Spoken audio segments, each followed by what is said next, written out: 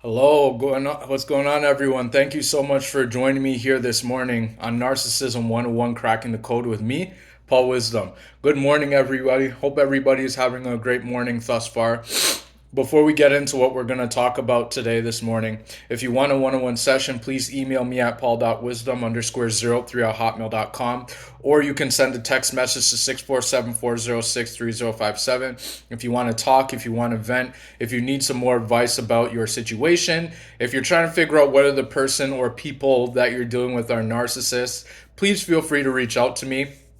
If you'd like to give me a call, just please send a text to the number and just let me know that it's you and you would like to talk about your narcissistic experience, and then we can get you going and get you the help that you need. All right? Okay, so without further ado, what we are going to be talking about today is to divide and conquer. Divide and conquer.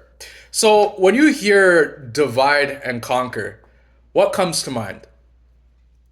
Maybe somebody losing something that's really important to them.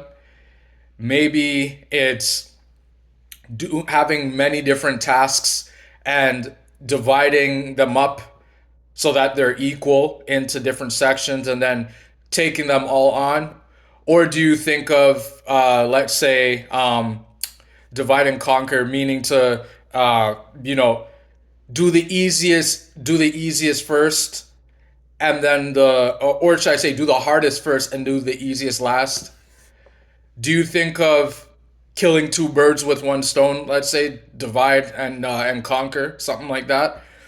Yeah, those are all really good, thoughts and iterations of to divide and to conquer, right? Because you're dividing something up and then you're conquering it because you've now divided it up, right? Well, as it relates to narcissism, right? Narcissists love to divide people and they love to conquer them. See, narcissists, what you have to understand about narcissists is that narcissists, number one, they know exactly what they're doing. And the second thing is that they get a high by causing chaos. It gives them a rush when they're creating chaos. And then once that chaos happens, then there's confusion. And then after that confusion happens, then they know that they can control people, right? The reason why it goes in this order is just because narcissists' main objective is to control as many people as they can at any one time because it gives them power, right? They feel powerful when they can control people, right? So when we're talking about dividing and conquer, someone's going to ask me, well, how does the narcissist divide and conquer people? How exactly do they do that? Well, how they do that, and the reason why I created this video, because it's really important, and this is something I talk about a lot on my channel, which is this thing known as the smear campaign.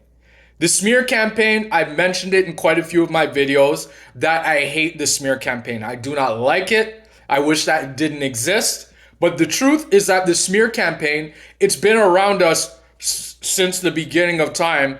But the only thing is that it's just now that we are figuring it out, now we are realizing that there are people out there that are jealous and envious of other people. And when people are jealous and envious of other people, they want to essentially divide these people and conquer everything that goes on in their life. So when it comes down to people, so when it comes down to the narcissist targeting people, what they do to their targets is they want to drive wedges between the target and anything that matters to them. So if that target has a family, let's say a good, caring, loving family, what that narcissist is going to do and how they're going to divide that person and conquer them, and divide and conquer, what the narcissist is going to do is they're going to start getting close, appearing as though they can be close with their family. So they're going to portray themselves, because you have to remember, narcissists wear many different masks. Meaning,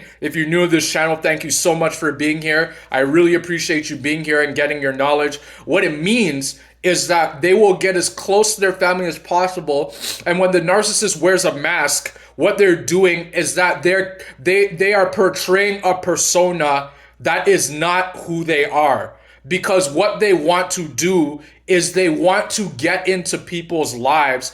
They want to do it in such a way that these people will never figure out who they are. And so let's say that this person, the target, like we're talking about, has a loving family, right? What the narcissist is going to do is they're going to portray themselves as an amazing person, which they're not, and they're going to, be at their beck and call, buy them gifts, make them feel good, and, laugh with them, attend every get together, and, be there for them. And something's just going to seem too good to be true to to the family, but they're going to accept them anyway because they're like, we believe that good people exist. So they'll bring the narcissist in, and then what's going to happen then once the narcissist knows that they're not, that they are where they are with their family, what the narcissist is going to start by doing is they're going to start telling lies they're going to start making up tales and stories to the family. So for example, they'll say to the target's family, they'll say, Target, they have some mental concerns. I'm really concerned about them. They have some problems, and I think that you should really watch out for them because I've noticed that they complain about this, they complain about that. They try to do too much when it's not needed. You should really pay attention to them though, the target, because they have problems. I think they have problems when really that's not the case. But what the narcissist wants to do is they want to drive a wedge. That's how it starts. It all starts with one person. Once that one person gets it in their ear, what do? They go and tell it to the other person. And then the other person goes and tells it to the other person in the family, right? And then before you know it, now the narcissist, what happened is that, now the narcissist, when they go, now the target, when they go and want to have conversations with their family, what happens now is that the family is treating them differently. Things feel different. They're not speaking to them the same way. They're not interacting the same way. And the target feels out of place. They're questioning, what's going on here? You guys are acting very, very strange. Well, the truth is because the narcissist started the smear campaign. Right? And the narcissist is dividing that person to conquer them and conquer everything about them, right? What the narcissist will also do is that the narcissist, because they're so nasty, what they'll do is they'll actually go to the target's job. If the target has a job, they'll go to the person's job and they'll start telling lies to the person's boss, to the person's coworkers, and then next thing you know, when the target comes into work the next week or the next day, then what happens is the boss brings them into the office, and then next thing you know, the target's let go from their job. And then they go home and they tell the narcissist, and the narcissist in their mind knows exactly what happened, knows exactly what they're doing. They tell the narcissist, look, listen, I just got let go from my job. And then the narcissist saying, oh, I'm so sorry to hear that. And then with a smirk on their face, and then in their head, they're laughing because they know that they were the ones that got them fired from their job. It doesn't even have to be that. What the narcissist can do is that they can also how else the narcissist divides and conquers is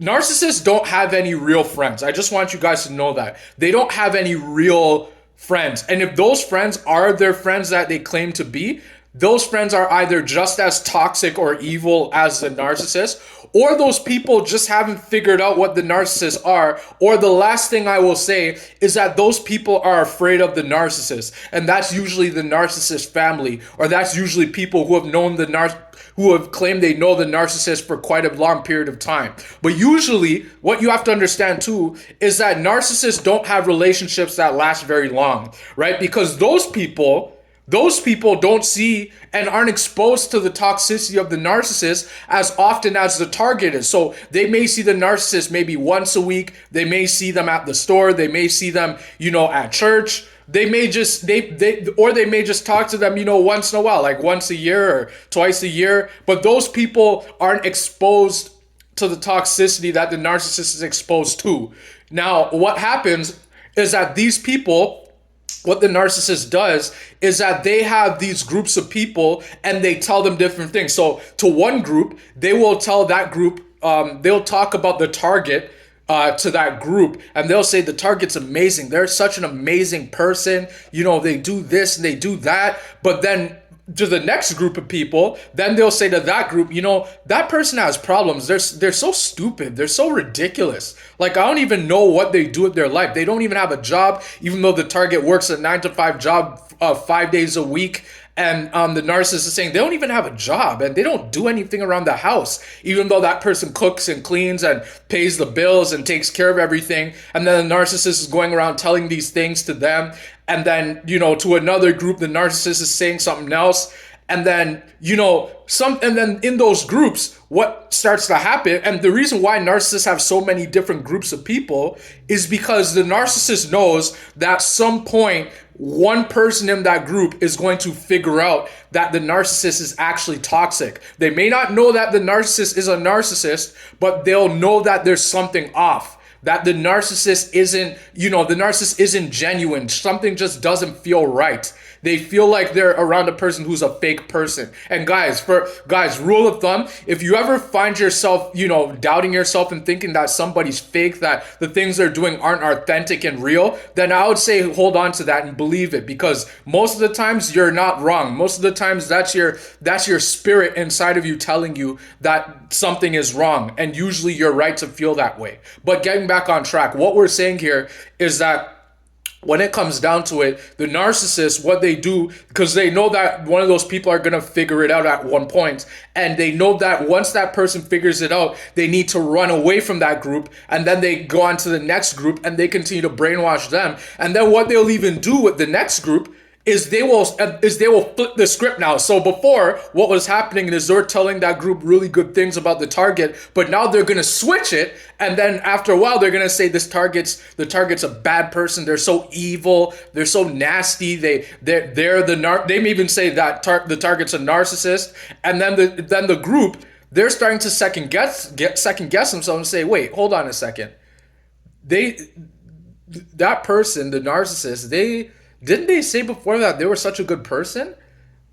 I don't get it. And then now what the narcissist did is they cause confusion, aka which is known as gaslighting. Now the narcissist gaslights everybody in that group. And then what happens when the target is introduced to these people, then they don't know how, then they're acting strange because they don't know how to communicate. They don't know what to say to them, because a lot of the times what narcissists do is they actually brainwash. And they actually tell those targets how to act. They control how those people act towards the target, right? And that's most of the times the narcissist family. The narcissist family, what they'll do when they're first meeting the target for the first time, they're gonna act nice as pie.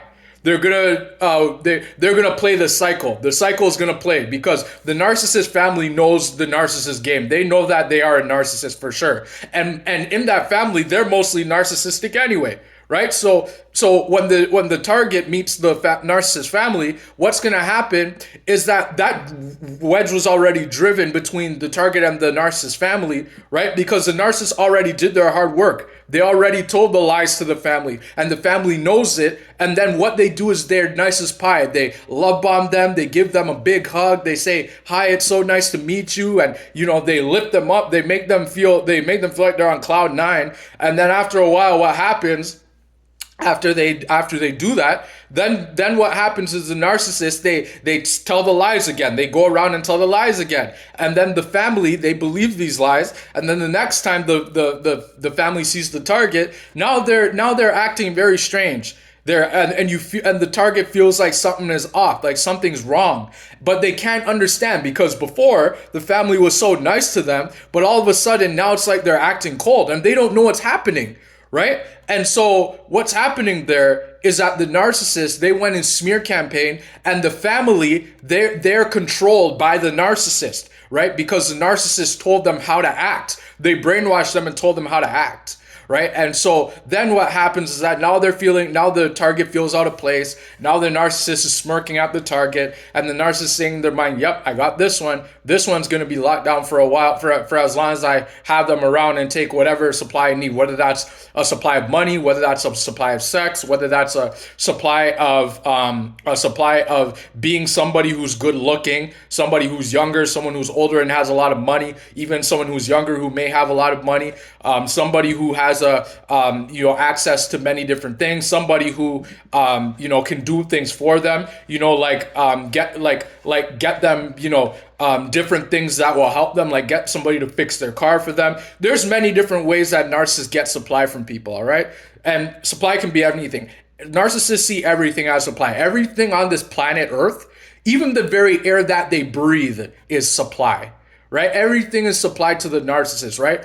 And it's supply because once the narcissist is done with that thing, they just throw it away. It's the same thing with their relationships. Once narcissists get what they feel like they need from that thing, they just throw it away and get something new. That's why in that illustration I mentioned before, that's why they have many different groups of people. That's why they have so many. You may even realize that narcissists have so much of the same thing, right? Like, for example, my ex-wife, when we were married, she had many different rings, right? She, like, ring for your fingers, right? She had many different rings, and I was trying to figure out if it was a fashion statement or if she was just collecting them, like hoarding them. And what I started realizing was that she would wear, a pair of them, two, because she liked wearing them in twos, right? So she would wear one here and one there, one here and one there. And then what she would do is, after a while, she would take them off, and then she would put on the next ones, and then she wouldn't wear the next ones ever again. And then I would become confused. And then one day she comes to me and says,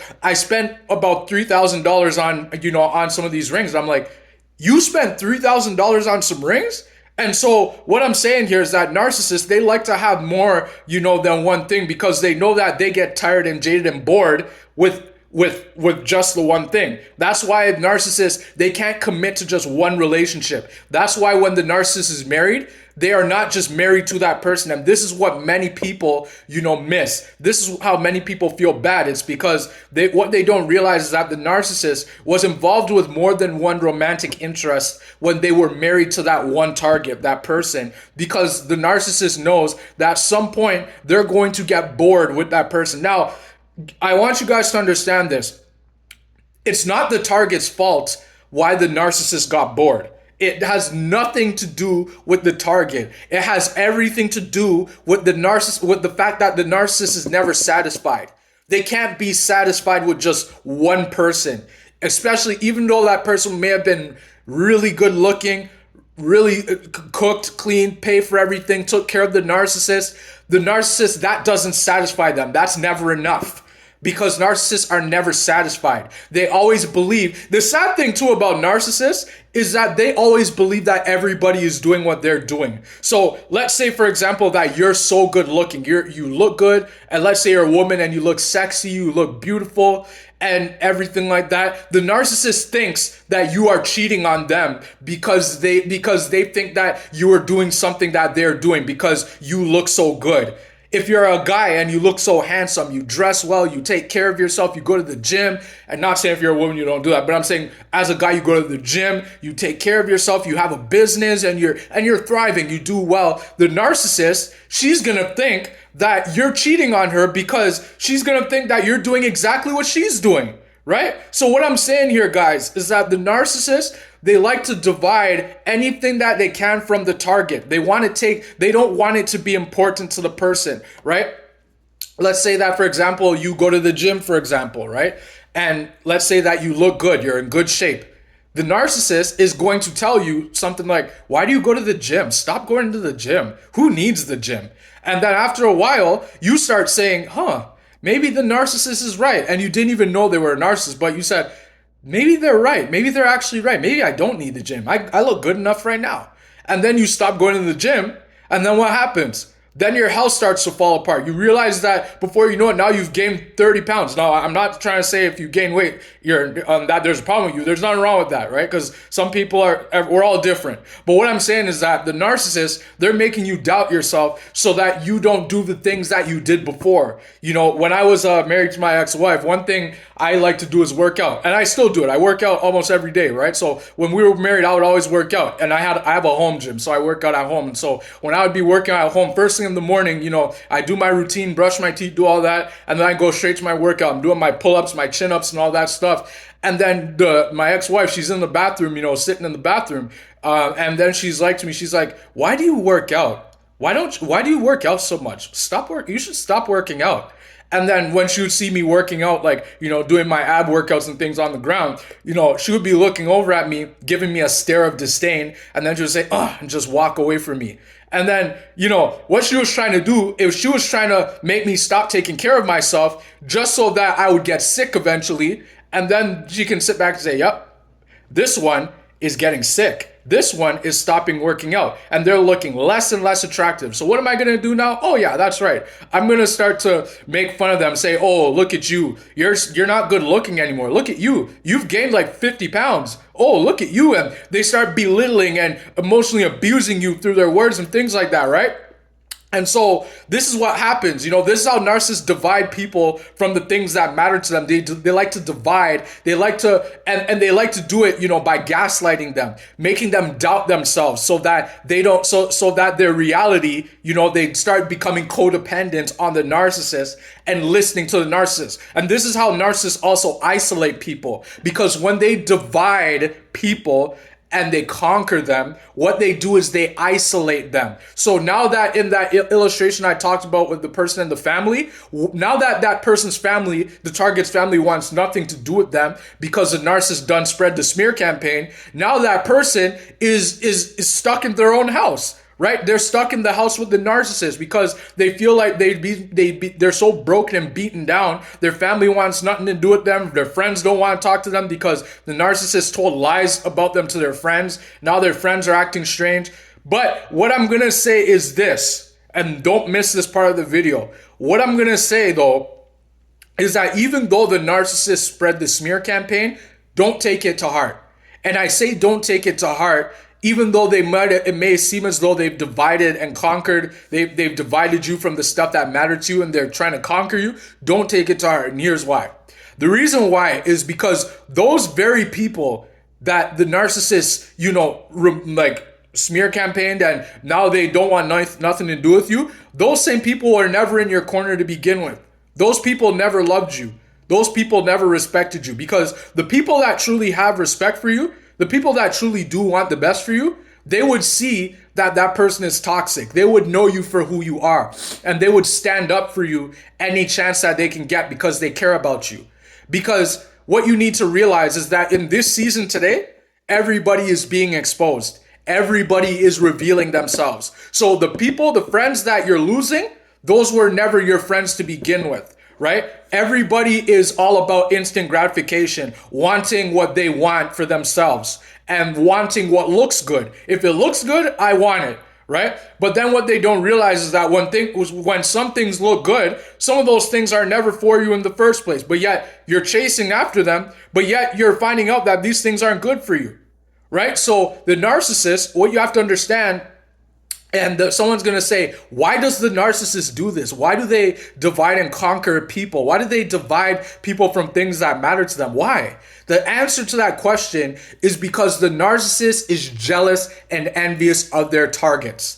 Even if that target, let's say, has less than the narcissist, like they're not that good looking, they may not have a lot of money, they may not, have this, they may not have that, and then the narcissist has a lot of money, or the narcissist is better looking than the target, the narcissist is still jealous of them. Why is that? It's because the narcissist, they feel like they are better than God, like they have a God complex. Like they are the best thing in the world, that everybody should bow down to them, that they're the best looking person in the world, that they have this, that they have that. They believe that they have everything and that everybody should bow down to them. So if a person is empathetic, like me and you, like me, myself and yourself who are watching my video, if you have empathy, the narcissist is jealous of you because you're such a good person and they want to be you.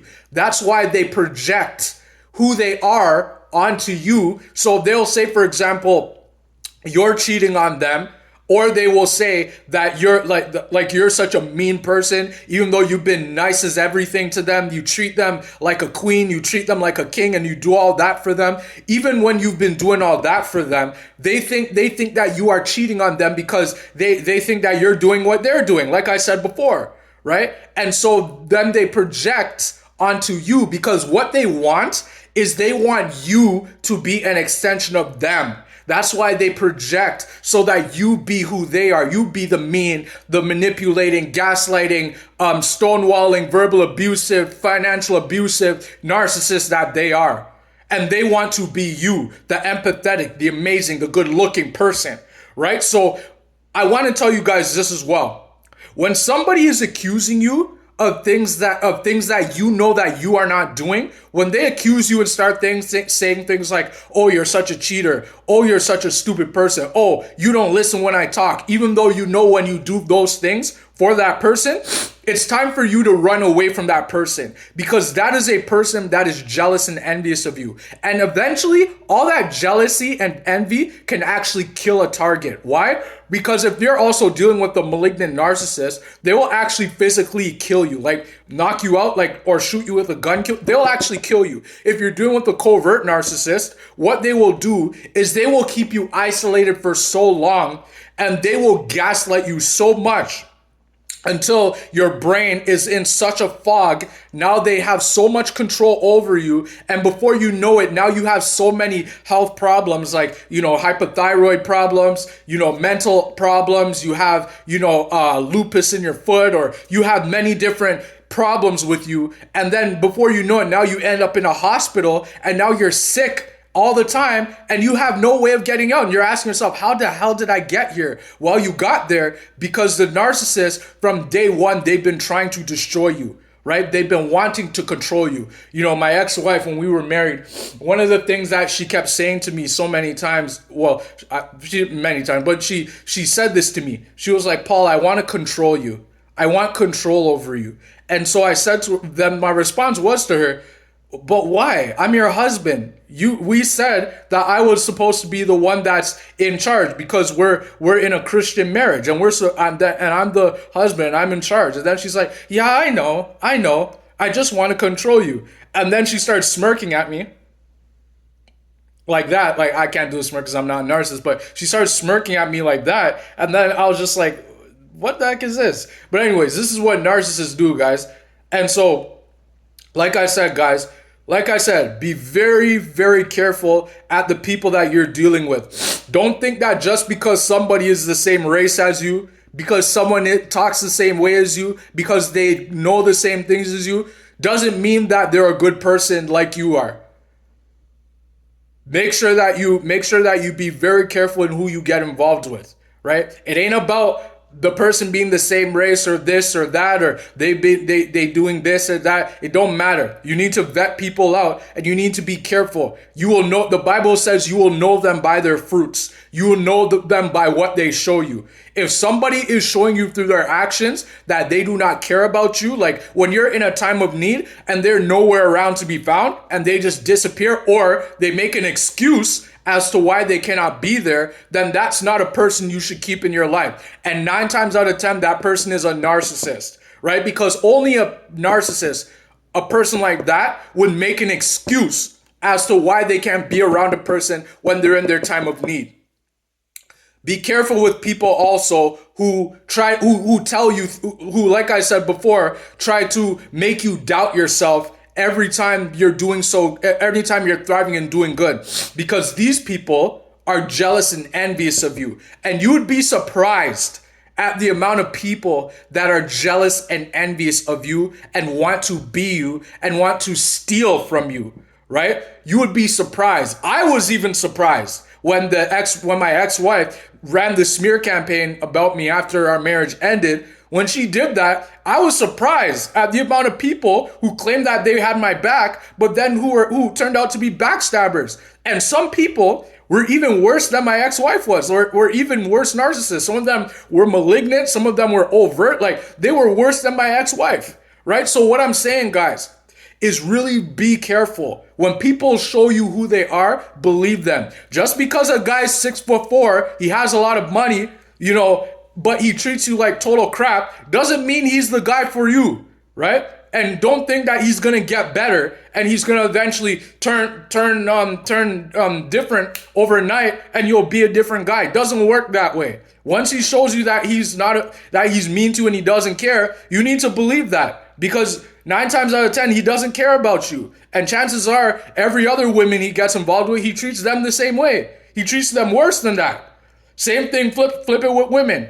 Just because she's sexy and she's beautiful and she has a handbag and she wears her hair all nice and all that, and she wears makeup and all that stuff and does all that, just because she's all that, but yet she doesn't show up for you, yet she doesn't, know how to say I love you or any of that, and you guys been together for, I don't know, 20 years or 5 years or whatever, but yet she doesn't even, she doesn't cook, she doesn't clean for you, she doesn't do anything special for you on your birthday, she don't show up for you. That doesn't mean that she's right to grow for you. Doesn't mean that she's going to change tomorrow just like that and then she's going to become a new woman. Doesn't work that way. Once she shows you who she is, you need to believe that that's who she is. And chances is she's going to do that to every other guy. She's going to treat every guy 10 times worse than she treats you.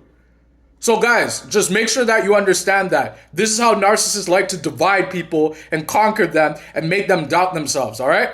All right, guys, so thank you so much for joining me here today on Narcissism 101, Cracking the Code with me, Paul Wisdom. Like I said, if you want a one-on-one session, please email me at paul.wisdom_03@hotmail.com or send a text message to 647-406-3057. If you want to talk, if you want to vent, if you need more advice, if you need more help, if you're trying to figure out whether the people you're dealing with are narcissistic, please reach out to me. If you want to call, just send a text that number. Just let me know who you are, just so that I know. If you just call me, I'm probably just going to block the number just because I'm not going to answer fake numbers. I haven't done that for many, many years, and I won't start now. Just text me. Just let me know it's you, and then I'll get you the help that you need, all right? All right, guys, so thank you so much for being here. Hope you guys enjoy the rest of your day. Take care now.